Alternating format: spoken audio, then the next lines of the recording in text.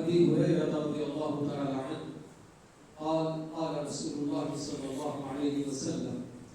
المؤمن القوي خير وأحب إلى الله من المؤمن الضعيف وفي كل خير احرص على ما ينفعك واستعن بالله ولا تعجز فإن أصابك شيء فلا تقل لو أني فعلت لكان كذا وكذا فإن لو تفتح عمل الشيطان رواه الإمام مسلم رحمه الله. قابل قدر علماء اس وقت ماشاءاللہ سے ہم لوگ ایک ہی مادر علمی یا پھر کچھ اور بھی مراکز علمیہ کے خوشچین یہاں سب اس وقت جمع ہیں اور مقصد بھی ہمارا اپنا یہاں جمع ہونے کا آپس میں ایک دوسرے کی تذکیر سے. تو اس حیثیت سے میں نے آپ لوگوں کے سامنے پیارے نبی صلی اللہ علیہ وسلم کی یہ حدیث جو کہ عمومی طور پر سارے مومنوں کے لیے کہی گئی ہے لیکن بالخصوص اہل علم اگر اس حدیث میں غور کریں تو بہت سارے پہلو ان کے سامنے کھل کر آتے ہیں تو ان پر ہمیں ذرا توجہ دینے کی ضرورت ہے, غور کرنے کی ضرورت ہے. سب سے پہلے پیارے نبی صلی اللہ علیہ وسلم جو فرما رہے ہیں کہ المؤمن القوی خیر واحب الی اللہ من المؤمن الضعیف. طاقتور مومن کمزور مومن کے مقابلے میں اللہ رب العالمین کے نزدیک زیادہ محبوب اور بہتر ہوتا ہے. یہ صرف خبر کی بات نہیں ہے. ماشاءاللہ حضرات علماء جانتے ہیں کہ بسا اوقات خبر کے اسلوب میں انشاء مقصود ہوتا ہے, یعنی کہ کسی چیز کو اپنانے کی طرف دعوت دی جاتی ہے. تو بالکل اسی طرح سے یہ حدیث اگرچہ کہ خبر کے پیرائے میں آئی ہے مگر در حقیقت ترغیب کا اس کے اندر پہلو پایا جا رہا ہے. یعنی کہ آپ یہ ہم کو بتانا چاہ رہے ہیں کہ جب اللہ رب العالمین کو مومن قوی زیادہ پسندیدہ ہے تو آپ میں سے ہر ایک کو یہ کوشش کرنی چاہیے کہ اپنے آپ کو مومن قوی بنائیں. تو یہ ترغیب دلانے کا ایک اسلوب آپ نے اس میں اپنایا. اور ہم سب بخوبی جانتے ہیں کہ مومن قوی کب ہوتا ہے اور کمزور کب ہوتا ہے. الایمان یزید بالطاعات وینقص بالمعاصی. قاعدہ ہم سب جانتے ہیں کہ ایمان ہمیشہ طاعات کے کاموں کو کرتے رہنے سے اس میں اضافہ ہوتا ہے, بڑھوتری ہوتی ہے. تو ظاہر سی بات ہے کہ ایمان جتنا بڑھے گا اتنا مضبوط ہوگا اور قوی ہوگا. اور معاصی کے کام جب کرے گا آدمی تو اسی وجہ سے اس کا ایمان کمزور ہوتا جائے گا. گویا بنیادی طور پر پیارے نبی صلی اللہ علیہ وسلم اس حدیث کے ذریعے تربیت ذات کی طرف گویا کہ نشاندہی فرما رہے ہیں کہ یہ ایمان بڑھنے والی جو بات ہے, طاعات کے کاموں کے ذریعے ایمان جب بڑھتا ہے تو طاعات کے کام ایسے ہیں کہ ایک مومن جب تک ارادہ نہ کرے, خود اس کا اپنا ذاتی ارادہ نہ ہو مجھے یہ کام کرنا ہے تو وہ نہیں کرے گا. کوئی بھی نیک کام, پنج وقت نماز پڑھنے کی بات ہے, نماز کے بعد آگے پیچھے کی سنتیں پڑھنے کی بات ہے, قیام اللیل کرنے کی بات ہے, یا نماز سے ہٹ کر کوئی اور دوسرے بھی جتنے بھی جو اچھے کام ہیں, صدقہ اور خیرات کرنے کی بات ہے کہ مجھے آج 10 روپے ضرور صدقہ کرنا ہے, یا پھر اسی طرح سے صلہ رحمی کی بات ہے کہ ہمارے بہت سارے رشتہ دار جن سے ملے عرصہ ہو گیا, چلیے آج ان کی زیارت کر کے ان کے حال احوال معلوم کرتے ہیں. ایسا کوئی بھی ایک کام ہو, کوئی بھی طاعت کا کام ہو, جب تک بندہ اس کا اپنا ذاتی ارادہ نہ ہو اس کے کرنے کا, وہ کام انجام نہیں پائے گا. ہمارا اپنا اسلام جتنے بھی احکام ہم کو دیا ہوا ہے ان میں سے بہت تھوڑے ایسے احکام آپ کو ملیں گے جس کے تنفیذ کے لیے, جس کو نافذ کرنے کے لیے دولت کی ضرورت ہوتی ہے، حکومت کی ضرورت ہوتی ہے. جیسے آپ کے پاس اسلامی حدود وغیرہ کی تدریس کی بات ہو یا پھر ملکی پیمانے پر کچھ اور کام ہوتے تو اس کے لیے ضرورت ہے ہاں وہاں سلطہ چاہیے، حکومت چاہیے، طاقت چاہیے، یہ آپ کہہ سکتے ہیں. ورنہ ایک بہت بڑا بالکل حصہ ہماری اپنی اسلامی شریعت کے احکام کا ایسا ہے جو کہ انفرادی طور پر ہر بندہ جب اس کو کرنا چاہے تبھی وہ کرے گا. کسی بھی کام کے کرنے کے لیے ڈنڈا لے کر کوئی آدمی پیچھے نہیں رہے گا کہ تم کو یہ کام کرنا ہے تو یہ کرو یہ کرو یہ کرو، نہیں ہو سکتا. تو گویا کہ اس حدیث کے اندر پیارے نبی علیہ السلام ہمیں تربیت ذات پر ابھار رہے ہیں کہ آدمی جب مومن قوی اس کو بننا ہے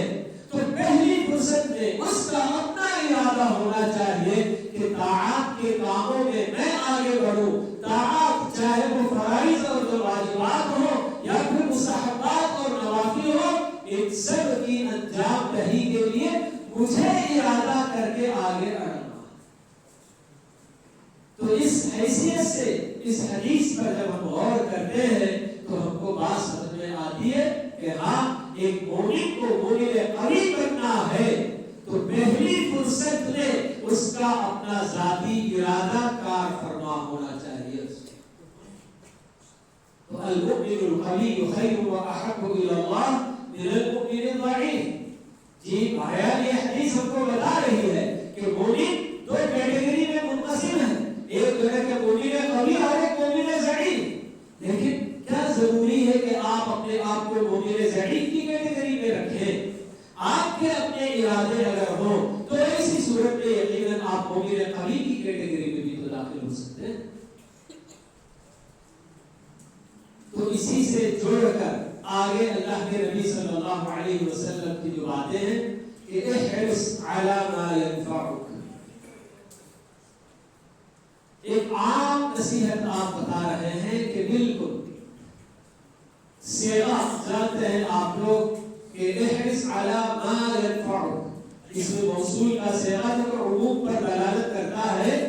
کہ آپ کے حق میں جو چیز نفع بخش ہو اس کی آپ کو تڑپ حرص کی حد تک ہونی چاہیے. یہ محض ایسے نہیں بتا رہے کہ آپ ایسے اختیار کرو، نہیں، بلکہ لفظ آپ نے جو استعمال کیا ہے تو اس پر بھی آپ ذرا غور کر کے دیکھیے کہ حرص کس کو کہا جاتا ہے. عام خواہش نہیں بلکہ ضرورت سے زیادہ جو خواہش ہوتی ہے تو اس کے لیے کہا جا رہا ہے کہ احرص علی ما ينفعک. اب یہ جو کام ہے جو ہمارے اپنے لیے فائدہ مند ہو دین کے اندر دنیا کے اندر، جی چاہے وہ اپنے ذاتی طور پر ہو یا پھر دوسروں کے کام آنے کے حق میں ہو، جو کوئی بھی کام ہو جو کوئی بھی بات ہو، احرص علی ما ينفعک. ہماری اپنی زندگی کا حصہ فرائض اور واجبات کی ادائیگی میں بھی کٹتا ہے اور ان فرائض اور واجبات کی ادائیگی کے علاوہ بھی ہمارے اپنے پاس ہماری اپنی زندگی میں بہت سارا وقت جو کہ فرصت کے لمحات جس کو ہم کہتے ہیں، یہ بھی چیز ہم کو ملتی ہے. سب جانتے ہیں ماشاءاللہ سے اہل علم کہ اللہ کے نبی صلی اللہ علیہ وسلم نے جن دو نعمتوں کے بارے میں بتایا کہ اکثر انسان ان نعمتوں کے استعمال کے سلسلے میں غلط کا شکار ہوتے ہیں، تو اس میں آپ نے کیا بتایا؟ نعمتان مغبون فیہما کثیر من الناس الصحۃ والفراغ. یہ دونوں ایسی چیزیں کہ صحت و تندرستی اور فرصت کے اوقات کہ ان کا صحیح استعمال نہ کرنے کی وجہ سے بہت سارے بندے غلط کا، خسارے کا، گھاٹے کا شکار ہو جاتے ہیں. لیکن یہاں بھی آپ کو غور کرنا ہے کہ اللہ کے نبی صلی اللہ علیہ وسلم نے مغبون فیہما کثیر من الناس آپ نے بتایا. گویا کہ قلیل من الناس ایسے بھی ہوتے ہیں جو برابر ان نعمتوں کا صحیح استعمال کرتے ہیں اور اپنی زندگی کو کامیاب بنانے کی کوشش کرتے ہیں. تو ہمیں یہ کوشش کرنی چاہیے کہ وہ جو قلیل کا طبقہ ہے، تھوڑے ایسے لوگ جو بالکل اس صحت و تندرستی کی نعمت اور فرصت کے لمحات کو صحیح جگہ استعمال کر کے اس سے مستفید ہو کر اپنی دنیا اور آخرت دونوں بنانے میں لگاتے ہیں، ایسے میں اپنے آپ کو ہم شمار کریں۔ تو احرص علی ما ینفعک، تو یہ تو فرصت کے بہت سارے لمحات ہم کو ملتے ہیں، تو اس میں بھی ہمیں ایسا ہی کام کرنے کی حرص ہونی چاہیے جو کام ہمیں یا تو دنیا کا فائدہ یا آخرت کا فائدہ ہم کو پہنچائے۔ دنیا کے اندر آدمی اتنا مغرب بالکل نہیں ہو جانا چاہیے کہ جیسے اللہ تعالیٰ نے بتایا کہ لا تلہکم اموالکم ولا اولادکم عن ذکر اللہ، تو اسی لیے پیارے نبی صلی اللہ علیہ وسلم نے بھی ہم کو یہ بات بتا دی ہے، اجملوا فی الطلب، کہہ کر کہ طلب کے سلسلے میں حلال جو طریقہ ہے بس اسی طریقے سے، اس لیے کہ جو کوئی بھی یعنی کوئی بھی نفس جب تک اس کا اپنا اس کی تقدیر میں مقدر کے لکھا ہوا روزی روٹی کا حصہ پورا نہ کر لے، اس کی جو ہے موت نہیں ہوگی، اس کی وفات نہیں ہوگی۔ تو یہ چیز ہمیں لا محالہ مل کر رہے گی، لیکن بہرحال احرص علی ما ینفعک، یہ نصیحت اللہ کے نبی صلی اللہ علیہ وسلم کی عام مسلمانوں کے لیے تو ہے ہی، لیکن ہم حضرات علماء اس کے بہت زیادہ بالکل حقدار ہیں کہ ہم کو سوچ سوچ کر بالکل قدم اٹھانا چاہیے۔ ہماری اپنی اس زندگی کے سفر میں ہمیں دیکھ دکھلا کر آگے بڑھنا ہے کہ ہمارا اپنا وقت کس میں کرنا ہے۔ احرص علی ما ینفعک، اپنے آپ کو فائدہ پہنچانے یا دوسروں کو فائدہ پہنچانے میں کچھ نہ کچھ، چاہے وہ دنیا کا ہو یا آخرت کا ہو، ایسے میں ہمارا اپنا وقت کٹنا چاہیے۔ یہ جو احرص علی ما ینفعک واستعن باللہ، پھر اس کے بعد اللہ کے نبی صلی اللہ علیہ وسلم نے یہ بھی بتا دیا کہ کوئی بھی آدمی اپنے پاس موجود قدرتوں اور طاقتوں پر بھروسہ کر کے یا اپنی ہوشیاری اور اپنی ذکا اس پر بھروسہ کر کے یا اپنی پلاننگ جو بڑی زبردست قسم کی پلاننگ ہے، ان سب چیزوں پر کبھی آدمی بھروسہ نہ کرے، بھلے سے اس کی اپنی طاقت ہو، قدرت ہو، اس کی بہترین پلاننگ ہو، اس کے سوچ کا کتنا بہترین عمدہ طریقہ کیوں نہ ہو، لیکن آخر کار جب تک اللہ نہیں چاہے گا آپ کی کوئی پلاننگ کارگر نہیں ہو سکتی۔ تو اس لیے واستعن باللہ کہ ایک بندہ دنیاوی اعتبار سے اپنے آپ کو پوری طرح مسلح بھی کر لے، مگر پھر یہ نہ سوچے کہ ہاں میں مسلح ہو گیا ہوں تو مجھے ہر چیز بالکل میسر ہو سکتی ہے یا میں ہر طرح کی آفتوں سے اور ہر سب سے محفوظ ہو سکتا ہوں۔ نہیں، واستعن باللہ، یہ جو عقیدہ بھی ہمارا اپنا بڑا مضبوط ہونا چاہیے کہ ہمارا اپنے آپ کو فائدہ پہنچانے کا یا دوسروں کو فائدہ پہنچانے کا جو ہمارا اپنا جو ہے مشن ہے اور اپنے اس میں ہم پورا اترنا چاہتے ہیں، تو قدم قدم پر ہمیں اللہ رب العالمین کی معونت کی ضرورت ہے۔ تو واستعن باللہ کہ اس ٹکڑے کو کبھی ہم فراموش نہیں کریں گے۔ یہ اسی لیے ہم سب جانتے ہیں کہ جیسے ہی نماز کے لیے اذان دی جاتی ہے، حی علی الصلاۃ حی علی الفلاح، ان دونوں کے جواب میں ہمیں لا حول ولا قوت الا باللہ کہنے کا حکم دیا گیا کہ کامیابی کی طرف بڑھنے، نماز کی طرف بڑھنے کے لیے کتنی رکاوٹیں نہیں ہو سکتی ہیں۔ شیطان رکاوٹ بنے گا، بیوی بچے رکاوٹ بنے گے، تجارت رکاوٹ بنے گی، کچھ بھی ہو سکتا ہے۔ تو اس لیے کہا گیا کہ اللہ رب العالمین کے حوالے اپنی جو ہے ساری چیزوں کو کر دو۔ تو اس لیے ہمیں کہا گیا کہ واستعن باللہ ولا تعجز، ایک سے ایک بالکل کلمات پیارے نبی صلی اللہ علیہ وسلم جوامع الکلم کے آپ صاحب ہیں جی، تو ایک ایک کلمے کو الگ الگ بھی آپ لے کر بہت تفصیل سے باتیں کر سکتے ہیں، تو ایک دوسرے سے جوڑ کر بھی آپ دیکھیں گے تو بالکل کس طرح سے ایک دوسرے کا تعلق اس میں جڑا ہوا نظر آتا ہے۔ ولا تعجز، ہاں کبھی ایسا بھی ہوتا ہے کہ انسان ہر طرح کی تیاری کر لیتا ہے،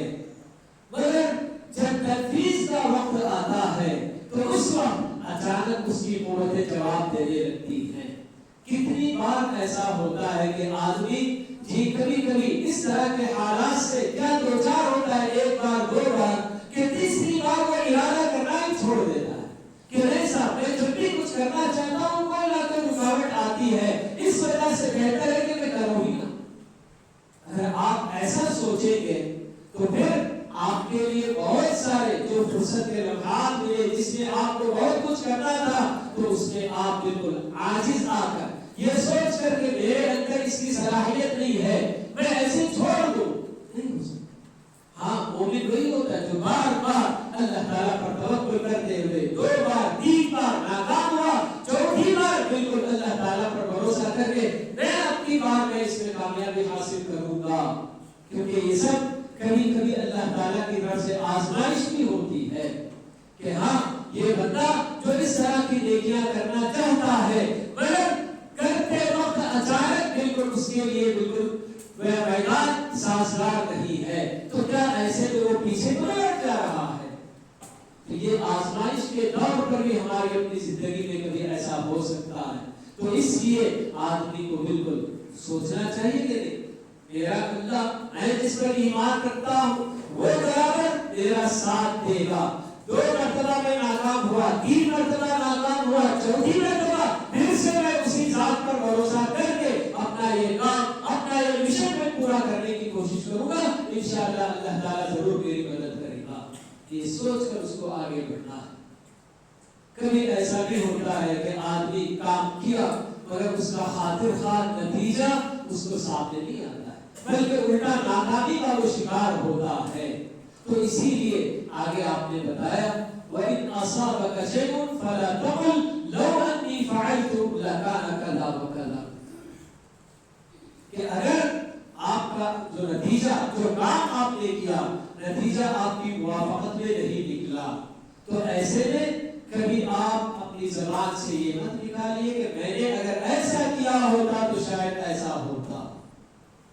تو یہ سب ایسے کام ہیں کہ بہت سارے آپ مسلمان یا غیر مسلم یہ سب لوگ تو بالکل کر جاتے ہیں کہ اپنے ہی کیے ہوئے کام کے وہ لوگ سمجھتے ہیں کہ اگر ہم نے اس کو ایسا کر لیا ہوتا تو شاید ایسا ہو جاتا، اگر میں آج اپنی گاڑی لے کر نہ نکلا ہوتا تو میرے ساتھ حادثہ نہیں ہوتا، میں نے اگر اپنے مریض کو اس ہسپتال کی بجائے فلاں ہسپتال میں داخل کیا ہوتا، یہ ڈاکٹر کو دکھانے کی بجائے فلاں ڈاکٹر کو دکھایا ہوتا تو شاید وہ بچ جاتا۔